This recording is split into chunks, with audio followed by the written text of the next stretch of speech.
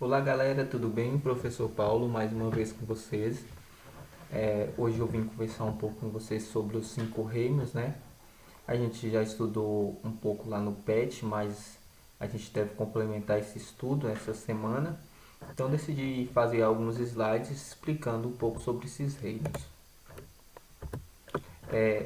A classificação desses cinco reinos, a princípio, né, Linneu teve ali a classificação dos seres em apenas dois grupos, que era o reino animalia e o reino vegetal.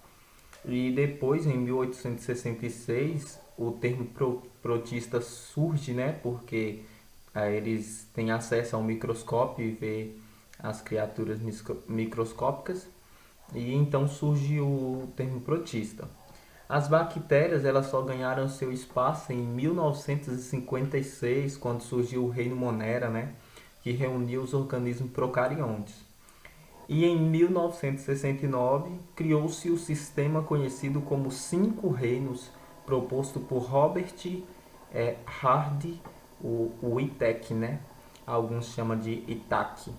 Então, esse homem muito importante, biólogo, ele criou essa classificação e que foi aceita. O reino Monera, que é o primeiro reino que nós vamos falar, ele é formado por bactérias, cianobactérias e arqueobactérias. Todos esses seres são muito simples, unicelulares e com células procarióticas, né? O reino das bactérias, eles representam o maior número de espécies, pois engloba as bactérias e as cianobactérias, né? Já o reino Arqueas, ela abrange um pequeno número de espécies.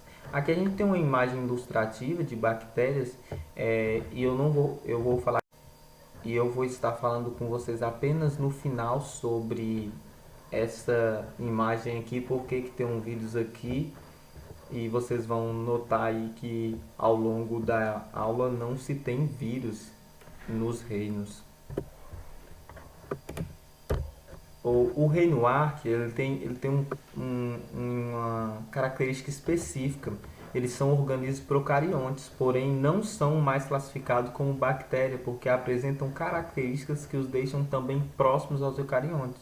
Então, o reino Arc não é mais caracterizado como bactérias, então eles têm sua própria caracterização, né, como organismos procariontes.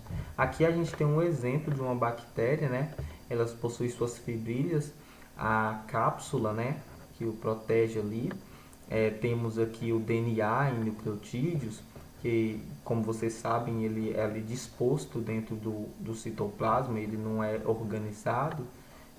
Também possuem uma camada mais externa, uma camada formada por peptidoglicanos e a membrana plasmática ali, né? E com certeza todas as bactérias a gente vê muito marcante essa questão do flagelo. A importância das bactérias. Primeiro, na decomposição, né, de matéria morta. Também temos a importância causadores de doenças, né? Muitas doenças bactérias causam.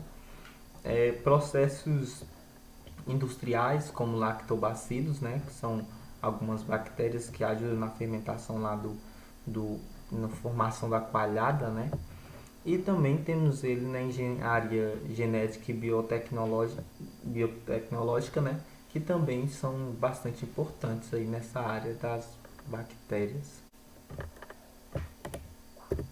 Também temos o reino protista, que agrupa os organismos eucariontes, unicelulares, autótrofos e heterótrofos. Neste reino se colocam as algas inferiores, que são as eugeniofitas, as pirofitas, que possuem dinoflagelados, né? E as crisófitas, que são protistas autótrofos, ou seja, fotossintetizantes. Os protozoários, que são protistas heterótrofos. Então, esses são os que compõem o reino protista, tanto as algas inferiores quanto os protozoários. Os protozoários eles constituem um grupo de eucariontes com cerca de 20 mil espécies e um grupo diversificado heterogêneo que evolui a partir das algas unicelulares. Então, eles acreditam que a partir das algas unicelulares é que surge aí o grupo dos protozoários. Os protozoários, eles são na grande maioria aquáticos, vivendo nos mares, nos rios, locais que tem água, lodo, umidade, né? Há espécies mutualísticas e muitas são parasitas de invertebrados e vertebrados. Eles são organismos microscópicos, mas há espécies de 2 a 3 milímetros, né? Que alguns formam colônias livres, como os plânctons que conhecemos. Aqui nós temos um exemplo de um protozoário, né? Aqui a formação dele, os resíduos que eles eliminam. Aqui também nós temos um vacúolo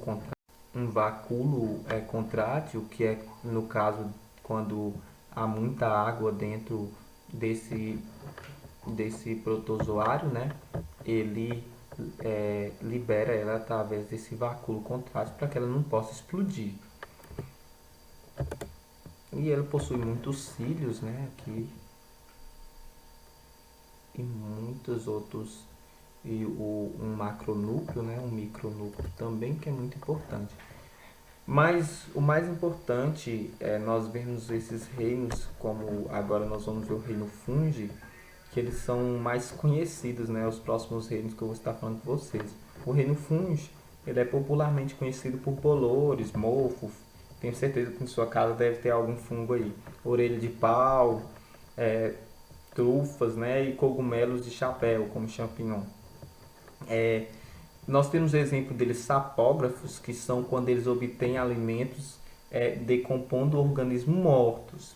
Também temos exemplo deles parasitas, quando se alimentam de substâncias que retiram dos organismos vivos, nos quais eles se instalam, prejudicam ou podem estabelecer associação mutualística. O que é mutualística? Ambos são beneficiados. No caso, quando se tem ele como parasita, é o exemplo de alguns fungos que se instalam e formam doenças, como na unha, alguns já viram, né, que até cai a unha também, e também temos alguns fungos que até mesmo atacam as partes íntimas, das pessoas, causando doenças com muita coceira e até mesmo escorrimento. Os fungos, eles liberam enzimas digestivas para fora de seu corpo. Essas enzimas atuam imediatamente no meio orgânico, no qual eles instalam, degradam a moléculas simples que são absorvidas pelo fungo como uma solução aquosa. Então ele faz isso. Então, como eu disse para vocês, eles fazem isso para se alimentar. Essas enzimas, elas atuam no meio orgânico, né, no qual elas se instalam ali. Aqui nós temos exemplo, né, de alguns fungos em morangos, né? E a gente também vê em outros alimentos. Eu tenho certeza que em casa você já viu algum fungo ou mesmo cultivou sem saber. Fungo mutualístico. Nesses casos, os fungos, eles degradam as matérias do solo, como vocês veem aqui, ó, as hifas do fungo.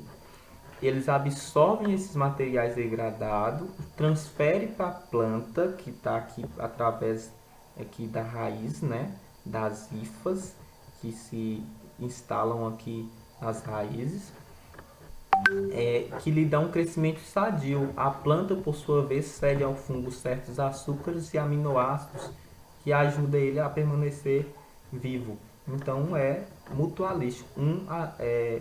Nenhum prejudica o outro. Então ele tem ali uma relação como se fosse de vizinhos bons. Fabricação de bebidas alcoólicas também são usados, como a cerveja e o vinho, no processo de preparação do pão, né? Que a gente vê ali aquele fermento que você compra, são fungos, leveduras. E nos processos, os fungos utilizados, eles pertencem às espécies Saccharomyces cerevisiae, né? Que são capazes de transformar o açúcar em álcool etílico e CO2. Na ausência desse O2, né, ele faz ali aquela fermentação anaeróbica ou a fermentação aeróbica, como é conhecido. Anaeróbica é quando não se usa, né, o oxigênio, e quando se usa se chama de aeróbica. Então, é assim que faz com que o pão cresça. Quando você vê o pão crescendo, na verdade, quando aquele pão está crescendo, é a liberação de CO2, e como ali ele começa a liberar, e aquele pão começa a inchar. Então é como se fosse, eu busco brincar que é como se aqueles fungos estivessem soltando pequenos puns e aí se formam ali aquele espaço vácuo ali entre o pão, a massa do pão. Algumas espécies de fungo eles são utilizados diretamente como alimento pelo homem. No caso, nós temos aqui o champignon e o mesclaço também, né? Que é muito utilizado como alimento. Champignon é bom, gente, não é ruim não. O reino Animalia, que é um reino fantástico, é definido segundo características comuns a todos os animais, que são organismos eucariontes, multicelulares, heterotróficos, desculpe, e que obtém seu alimento por ingestão de nutrientes no meio. Então, ele tem que se alimentar.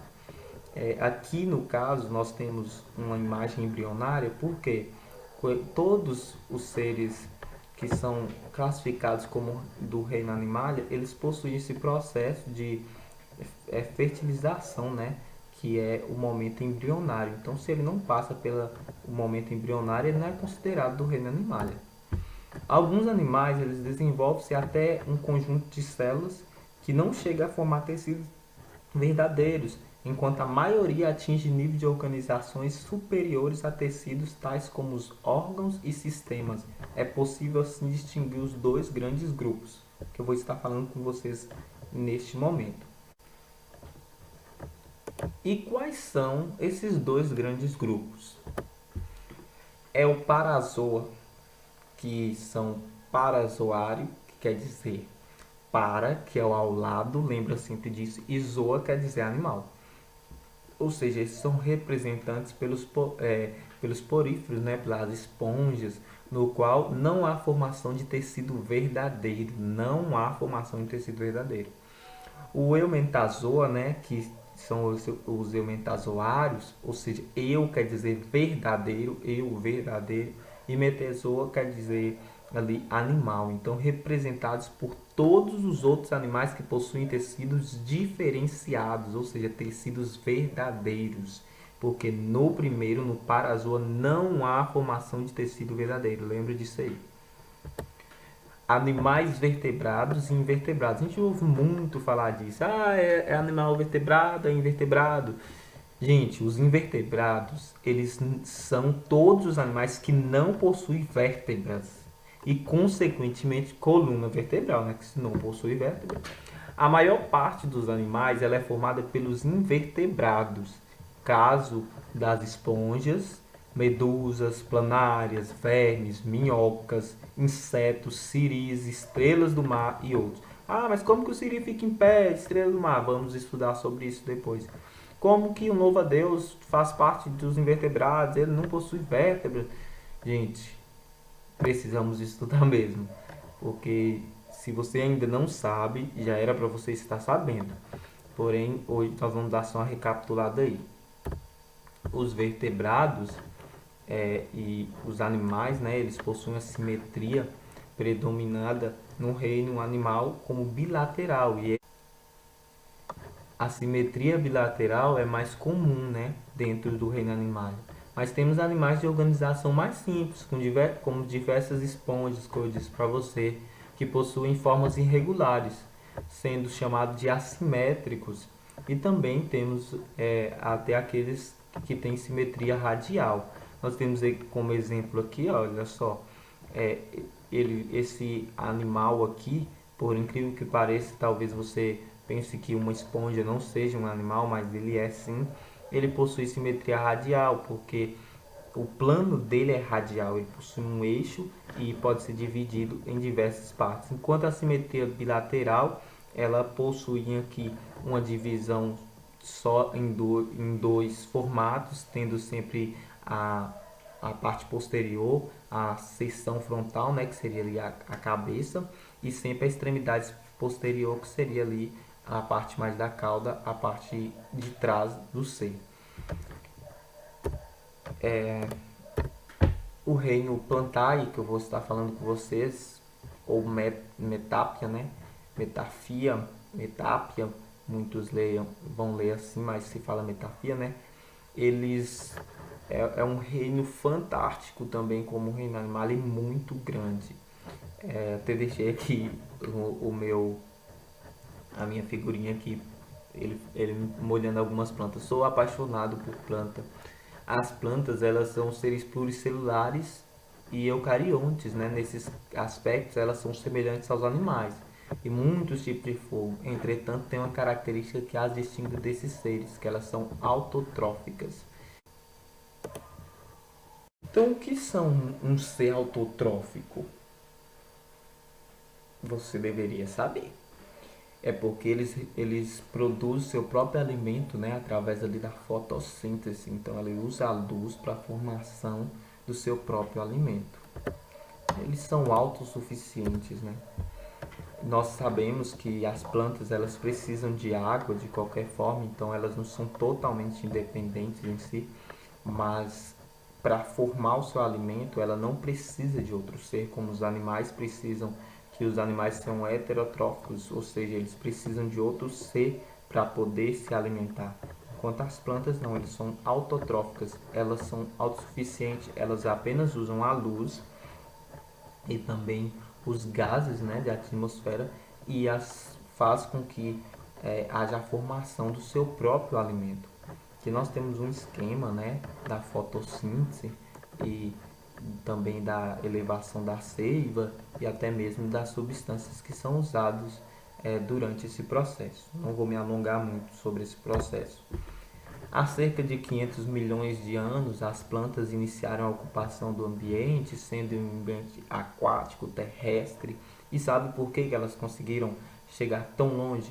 Porque elas se adaptam. É o exemplo nosso aqui do norte de Minas, que nós temos aí uma sequidão, a falta de água, né? E mesmo assim as plantas se adaptam. Elas possuem raízes muito mais profundas, ao contrário daquelas plantas que ficam mais à mercê das águas, porque mais perto das águas você vê que as raízes delas são mais por fora da terra. Por quê?